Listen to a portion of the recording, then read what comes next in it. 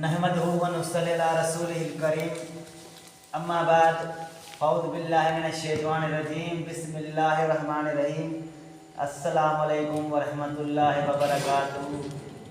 तमाम किस्म की तारीफ़ें उस अल्लाह तबारक व तआला के लिए ख़ास हैं जो इस पूरे जहान का खालिक और मालिक है। दुरूद और सलाम ख़ातमुन नबीन इमामों के सरदार हाजी कौसर जनाब मोहम्मद मुस्तफ़ा व मुजतबा सल्लल्लाहु अलैहि वसल्लम की ज़ाते मुक़द्दस मुबारक पर हो, जिन्होंने हमको इस्लाम की ये राह दिखाई और इस्लाम की राह पर चलने की हम सब इंसानों को उसमें हिदायत अल्लाह तबारक व तआला की तरफ से जो उसको कुरान नाज़िल किया गया था उसकी तरफ से हमको बतलाई दिलाई सीधी राह दिखाई। आज हमारा जो टॉपिक है वो है शिर्क के मौजू पर कि अल्लाह तबारक व तआला हमारी ये दुआएं और हमारी इल्तिजाएं क्यों नहीं सुनता। जो काफिर लोग थे जैसे फिरौन था, हामान था, नमरूद था, जहाँ उसके जैसे और भी हुक्मरान जालिम हुक्मरान थे, तो कुरान पाक के अंदर हदीस के अंदर आता है तो फिरौन के पास इतना माल था कि उनकी जो खजानों की चाबियां होती थी ना वो भी ऊँटों पर जाती थी, वो भी वक्फे के साथ। ये काफिर लोग थे, अल्लाह तबारक तआला ने देखो उसको कितना माल दिया था। और आजकल हमारा एक नौजवान है तौहीद के अंदर होता है या तौहीद को उसने अपनाया होता है या तौहीद में वो रह रहा होता है, तौहीद को अपने सीने से लगाए रखता है, तो उसके पास तो खाने के लिए कोई चीज़ नहीं है। तो आज का ये हमारा मुसलमान, इसलिए अल्लाह तबारक तआला कुरान पाक के अंदर फरमाते हैं वत्तीन वज़ैतून वतूर सीनीन वहाज़ल बलदिल अमीन लक़द खलक़नल इंसाना फ़ी अहसनि तक़वीम सुम्मा रददनाहु अस्फ़ला साफ़िलीन। अल्लाह तबारक तआला फरमाते हैं वत्तीन, मुझे कसम है इंजील पेड़ की, वज़ैतून, मुझे जैतून फल की कसम है, वतूर सीनीन, मुझे तूर सीना जबल की कसम है, वहादल बलदिल अमीन, और मुझे कसम है अमनार शहर मक्के की, लक़द खलक़नल इंसाना फ़ी अहसनि तक़वीम, कि मैंने इंसान को बहुत खूबसूरत सांचे में डाला है, इंसान को खूबसूरत बनाया है। लक़द खलक़नल इंसाना फ़ी अहसनि तक़वीम सुम्मा रददनाहु अस्फ़ला साफ़िलीन, फिर हमने उन लोगों में से इंसानों में से कुछ को ऊंचा दर्जा दिया, कुछ को नीचे वाला दर्जा दिया, कुछ को अमीर बनाया, कुछ को गरीब बनाया, कुछ को फकीर बनाया, कुछ को आलीशान बंगले दिए, कुछ को कोई झोपड़ी वाला मकान भी दिया। लेकिन अल्लाह तबारक तआला ने कुरान पाक के अंदर यही आयत और भी मकाम पर आती है कि हमने लोगों के हिदायत के लिए कुरान पाक और नबी हमने भेजे, कुरान पाक नाज़िल किया और नबी हमने भेजे। नबी इसीलिए आता है कि नबी खुशखबरी भी लेकर आता है और डराने वाला बनकर भी आता है।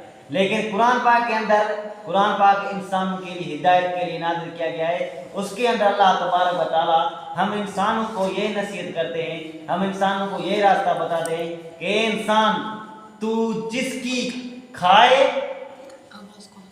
जो तुझे जिंदगी दे, जो तुझे इज्जत दे, जो तुझे रुसवाई दे, जो तुझे जिंदगी दे, जो तुझे मौत दे, इबादत भी उसी की करनी है। और आजकल हमारे माशरे में इज्जत देने वाला वो मालिक,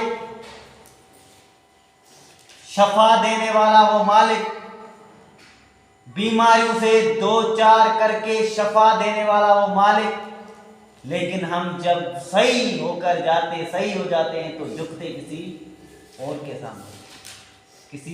के सामने हाथ फैलाते हैं, किसी और के सामने अपनी इल्तिजाएं करते हैं, किसी और के सामने हम अपनी आरज़ुएं पेश करते हैं। अल्लाह तबारक तआला इन चीज़ों से मना फरमाता है। अल्लाह तबारक तआला फरमाते हैं तिलका रसूल सिपारा 3 सिपारे के अंदर या तीसरे सिपारे के अंदर अल्लाह तबारक तआला फरमाते हैं सूरत बकरा के अंदर अल्लाह ला इलाहा इल्ला हुवल हय्युल कय्यूम, वही ज़ात अल्लाह ताला की है जो अल हय्युल कय्यूम, हमेशा जिंदा रहने वाली, कायम रहने वाली ज़ात है। ला ताखुज़ुहु सिनतुम वला नौम, और वही ज़ात अल्लाह तबारक व तआला की है जिसको नींद तो क्या, नींद का झटका भी नहीं आता। ला ताखुज़ुहु सिनतुम वला नौम लहू मा फिस समावाति व मा फिल अर्ज़, उसकी के लिए ज़मीन और आसमान है, थे रहेंगे। लहू मा फिस समावाति व मा फिल अर्ज़ मन ज़ल्लज़ी यशफ़उ इंदहु इल्ला बिइज़्निह, जिसको चाहे वो शफा दे, उसकी इजाज़त के बगैर पत्ता भी नहीं हिलता। اس کی ایجاد کے بعد اس کی ایجاد کے بغیر کسی کو شفاعت نہیں مل سکتی. لا تأخذہ سنۃ ولا نوم ما فی السماوات والارض من ذا الذی یشفع عنده الا بإذنہ. جس کو چاہے وہ شفا دے, جس کو چاہے وہ بیماری دے, جس کو چاہے ٹھیک کرے, جس کو چاہے نہ ٹھیک کرے, جس کو چاہے جس کی چاہے وہ دعا سنے, جس کی چاہے دعا نہ سنے, جس کو چاہے وہ اونچے مقام پر بٹھا لے, جس کو چاہے وہ نیچے مقام پر بٹھا لے. یوسف علیہ السلام بھی تھے نا, قرآن پاک کے اندر آتا ہے نا, وہ کہتے ہیں کہ بھی غیابت الجب, ہم نے تجھ کو کالی کنویں کے اندر پھینک دیا. تو اللہ تبارک تعالیٰ نے اس یوسف علیہ السلام کو کنویں سے نکال کر مصر کا بادشاہ بنا دیتا, کنویں سے نکال کر, کھڈے سے نکال کر. یہ عزت دینے والا ہے. دیکھو اس کی توکل علی الحی الذی لا یموت, توکل کرو تم لوگ سب انسانوں اس ذات پر جو کبھی فوت نہیں ہوتی, اور جو اللہ تعالیٰ کی مخلوق ہے, جس سے آج کل ہم مانگ رہے ہیں, وہ تو پہلے ہی فوت ہو چکے ہیں, پہلے ہی مرے ہوئے ہیں. تو ان لوگوں سے کیا مانگنا جو دوسرے کے کندھوں پر چل کر گئے ہیں, ان لوگوں سے کیا مانگنا جن کو اپنا غسل کا طریقہ نہیں آتا, تو اپنے آپ کو غسل نہیں دیتے, ہم ان سے مانگ رہے ہیں. ارے مانگو تو ان سے مانگو. وَيَبْقَى وَجْهُ رَبِّكَ ذُو الْجَلَالِ وَالْإِكْرَامِ, میرے رب کا عزت والا چہرہ تھا, ہے اور رہے گا. فَبِأَيِّ آلَاءِ رَبِّكُمَا تُكَذِّبَانِ, تم اللہ تعالیٰ کی کون کون سی نعمت کا انکار کرو گے. اللہ تبارک تعالیٰ قرآن پاک کے اندر بہت سارے مقام پر بتائے. حضرت لقمان حکیم اپنے بیٹے کو نصیحت کرتے ہوئے پہلی نصیحت کیا کہتے ہیں, میرے بیٹے ان شرک لظلم عظیم, یہ شرک جو ہے بہت بڑی گمراہی ہے, بہت بڑا ظلم ہے, اس کو کبھی مت کرنا. اللہ تعالیٰ یہ گناہ کبھی نہیں معاف کرتا, کبھی نہیں, اس کے قریب ہی مت جانا. اور آج کل ہمارے معاشرے میں شرک جتنا گناہ جیسا گناہ کوئی نہیں, کیونکہ ہم شرک کے اندر ڈوبے ہوئے. اگر آج ہم دیکھیں کہ ہمارے معاشرے کے اندر بہت سارے اور بھی گناہ ہیں, جیسے ریاض ہے, سود ہے, یا کوئی زنا ہے, شراب ہے, ڈکیتی ہے, چوری ہے, اور بھی کئی گناہ ہے, لیکن سارے گناہ اللہ تبارک تعالیٰ معاف کر سکتے ہیں اور کرنے پر قادر بھی ہے. لیکن شرک, من یشرک باللہ فقد حرم اللہ علیہ الجنہ ومأواہ النار وما للظالمین من انصار, جس نے اللہ تبارک و تعالیٰ کے ساتھ رائی کے دانے کے برابر بھی شرک کیا تو اللہ تبارک تعالیٰ نے اس پر جنت کو حرام کر دیا ہے اور اس کا ٹھکانہ جہنم بنا دیا ہے. رائی کے دانے کے برابر. کسی کے ساتھ شرک مت کرنا, شرک بہت بڑا عظیم گناہ ہے. نبی صلی اللہ علیہ وسلم نے صحیح بخاری کے اندر حدیث آتی ہے, نبی صلی اللہ علیہ وسلم نے فرمایا اسلام کی بنیاد 5 چیزوں پر ہے. کتاب الایمان کے اندر حدیث ہے, بنی الاسلام ولا خمس شہادت اللہ الہ الا اللہ وان محمد عبدہ ورسول واقام الصلاۃ وایتاء الزکات والحج وصوم رمضان.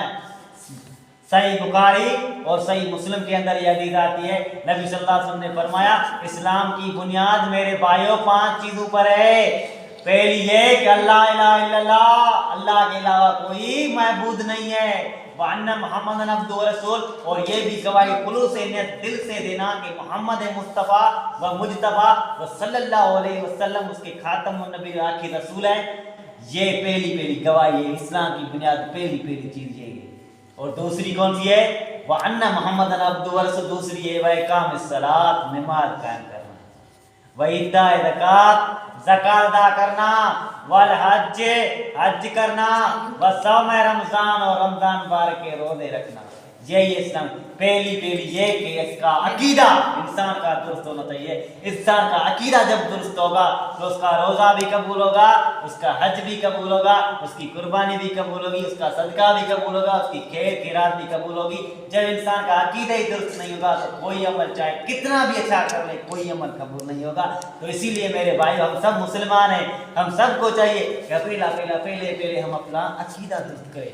کہ عقیدہ کس چیز کا نام ہے؟ عقیدہ اس چیز کا نام ہے کہ تم اللہ تعالیٰ کے علاوہ کسی اور کے سامنے مت جھکو. مانگو تب بھی اللہ سے, مانگو تب بھی اللہ سے, جھکو تب بھی اللہ کے سامنے. جب جو چیز مانگے, صحابہ کرام تھے, جب اس کو جوتی تو دور کی بات ہے, اس کے جوتے تو دور کی بات ہے, جب جوتے کی کہیں بھی ٹوٹتی تھی, نمک بھی کم ہوتا تھا گھر میں, تو پتہ ہے کس سے مانگتے تھے؟